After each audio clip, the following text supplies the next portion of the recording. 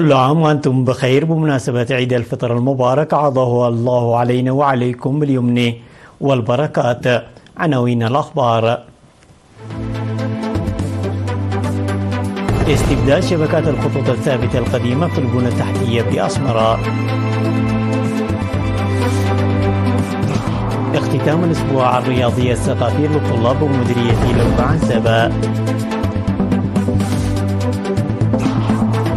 فرع القلال والمواشي بحلحلة يصبح ساحة خبرة وتجارب لخريجي الكليات. بايدن وكشيدا يتعهدان تشكيل جبهة دفاعية موحدة في مواجهة الصين.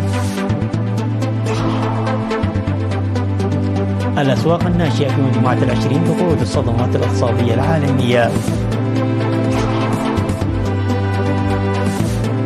السلطات الروسية تحذر من وضع صعب بسبب الفيضانات الغزيرة. إلى التفاصيل. قال وزير المواصلات والاتصالات السيد تسفسلاسي برهاني أنه يتم استبدال شبكات البنى التحتية القديمة المكونة من خطوط الهاتف الثابتة عمرها أكثر من 70 عاما بشبكات جديدة في أسمرة. وفي حديثه لوكالة الأنباء الإريترية إيرنا، قال الوزير تسفسلاسي إن الهدف الرئيسي هو توفير خدمات هاتف وإنترنت آمنة وعالية الجودة للعملاء وتوزيع خطوط الهاتف الثابتة على المتقدمين الجدد. وقال أن المهمة يتم تنفيذها بالتنسيق مع شركاء العمل، ويتم اتخاذ إجراءات الاستبدال للأنابيب، المياه النظيفة والصرف الصحي المتضررة.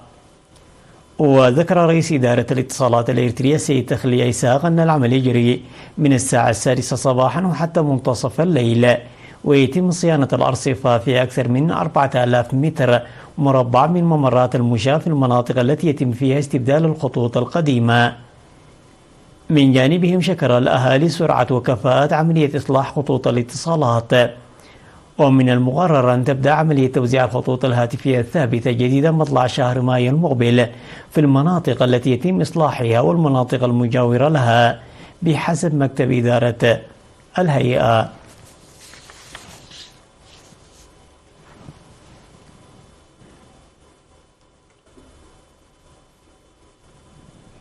اختتم الأسبوع الثقافي الرياضي للطلاب الذي نظمه مكتب التعليم في مديرية لوكا عنسبة بإقليم القاشبركة.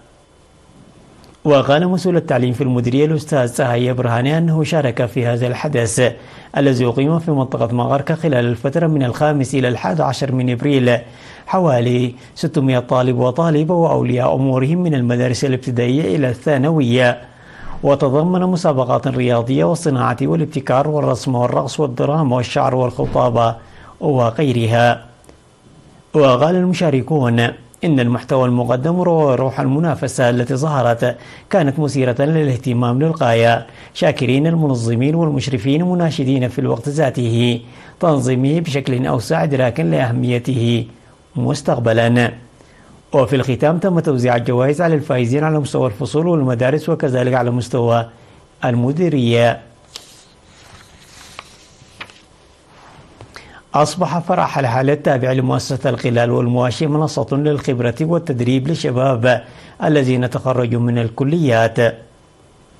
وقال الرئيس التنفيذي للمؤسسة الرائد كبراب أبراهام لوكالة الأنباء الإريترية إيرنا أن أكثر من 3000 من خريجي الكليات بما في ذلك أكثر من 2200 خريج يعملون بنشاط في حلحلة والمناطق المحيطة بها، ويحصلون على تدريب عملي واسع وخبرات وتجارب سارة. وذكر الرائد كبراب أن العمل يتم توسيعه وتحسين جودته بفضل المساهمات العلمية للشباب في الأنشطة التي تشمل تربية الأبقار، الحلوب وإنتاج الشتلات والفواكه وتنمية الخضروات وإعداد الأعلاف ومد أنابيب المياه. وقال الشباب الذين يعملون في مجالات مختلفة أنهم تمكنوا من تطوير حياتهم المهنية واكتساب الخبرة بفضل المجموعة الواسعة من فرص العمل التي تم توفيرها لهم.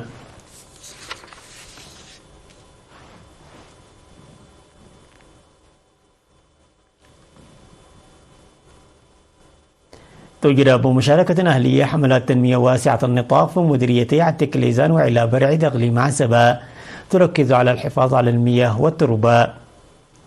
وقال السيد تسفلت قبر برهان رئيس قسم الزراعة في مديرية عتك كليزان أن البرنامج الذي بدأ في يناير يتم تنفيذه بشكل رئيسي على الأراضي الزراعية، ويهدف البرنامج الذي يستمر حتى شهر مايو إلى زيادة الإنتاج والإنتاجية من خلال الحفاظ على المياه.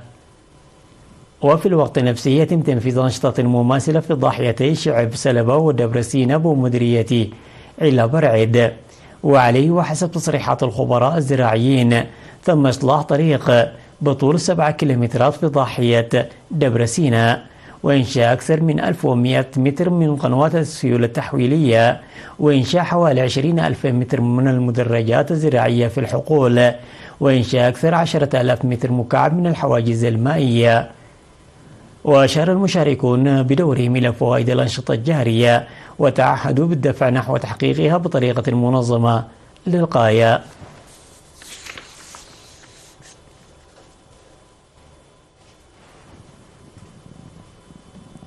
الأخبار العالمية بعد فاصل قصير، تفضلوا بالبقاء معنا.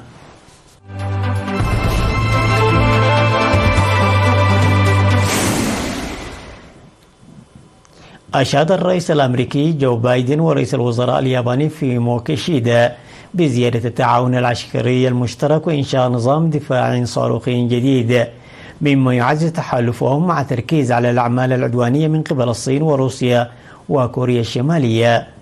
وأكد بايدن وكيشيدا على ضرورة وقف إطلاق النار في قطاع غزة لمدة 6 أسابيع على الأقل في إطار صفقة لإطلاق سراح المحتجزين لدى حركة حماس. وجاء في بيان عن الرئيس الأمريكي جو بايدن ورئيس الوزراء الياباني فوميو كيشيدا أن الزعيمين أكدا على الحاجة الماسة لمنع التصعيد الإقليمي للحرب في غزة. وأعلن بايدن أنه لأول مرة ستقوم اليابان والولايات المتحدة وأستراليا بإنشاء شبكة نظام شبكي للصواريخ الجوية والهندسية الدفاعية والترتيب لإجراء مناورات عسكرية ثلاثية مع اليابان والمملكة المتحدة وشراكة دفاعية مع أستراليا في أغسطس المقبل، واستكشاف كيفية انضمام اليابان إلى تحالف أوكواس الذي يضم الولايات المتحدة وبريطانيا وأستراليا. وأكد بايدن أن كل هذه الخطوات هي خطوات دفاعية تستهدف تعزيز الأمن وتحقيق الاستقرار في المحيطين الهادئ والهندي، وليست موجهة لتهديد أي دولة. وأشار إلى مواصلة التشاور حول فرض عقوبات صارمة ضد روسيا وتقديم الدعم القوي لأوكرانيا. وشدد كيشيدا على جهود اليابان للتوصل إلى وقف مستدام لإطلاق النار في الحرب ضد غزة وتحسين الوضع الإنساني وتحقيق حل الدولتين. تؤثر الصدمات المحلية في الاقتصادات الناشئة في مجموعة ال20 بشكل متزايد على النمو في العالم، وفقا لتقرير نشره صندوق النقد الدولي قبل أيام على بدء اجتماعات الربيع في واشنطن من 17 إلى 19 من إبريل الجاري. وتجمع اجتماعات الربيع صندوق النقد والبنك الدوليين بين محافظي المصارف المركزية ووزراء المالية والتنمية والبرلمانيين والمسؤولين التنفيذيين في القطاع الخاص وممثلي منظمات المجتمع المدني والأكاديميين لمناقشة القضايا ذات الاهتمام العالمي، بما في ذلك الآفاق الاقتصادية العالمية والقضاء على الفقر والتنمية الاقتصادية. وكتب صندوق النقد الدولي في فصل من تقريره في آفاق الاقتصاد العالمي قبل الاجتماعات: منذ العام 2000 زادت الآثار غير المباشرة الناجمة عن الصدمات المحلية في الأسواق الناشئة لمجموعة ال20. ويضيف أن الطبيعة المتشابكة للاقتصاديات تؤكد المخاطر التي يتعرض لها العالم الغني من الصدمات في الدول البعيدة، ولكنها تؤكد أيضا على الدفعة التي يمكن أن تحصل عليها إذا تعززت الاقتصادات مرة أخرى.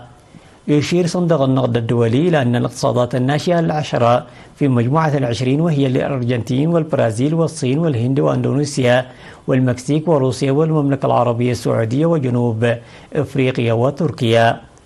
وفي مختلف الأسواق الناشئة لمجموعة ال20 حذر صندوق النقد الدولي من أن متوسط النمو بنسبة 6% سنويا على مدى السنوات ال20 الماضية من شأنه أن يتباطأ، وخفض توقعات النمو على المدى المتوسط إلى 3.7%. حذرت السلطات الروسية الخميس من أن الوضع يبقى صعبا في منطقة أوربانغ في أوريال وهي إحدى المناطق الأكثر تأثرا بأسوأ فيضانات عرفها البلاد، وتجتاح أيضا كازاخستان المجاورة منذ أيام حسب ما أفادت وكالة الصحافة الفرنسية.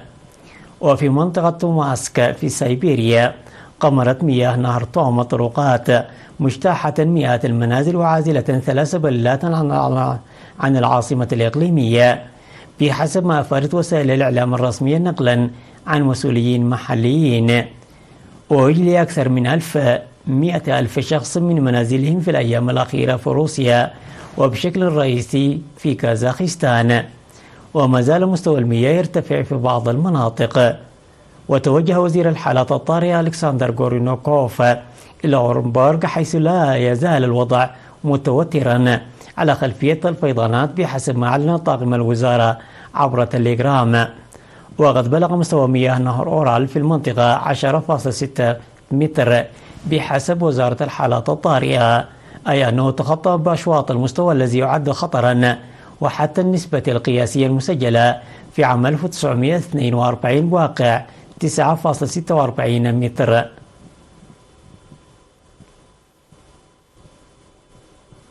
تذكير بالعناوين مرة أخرى.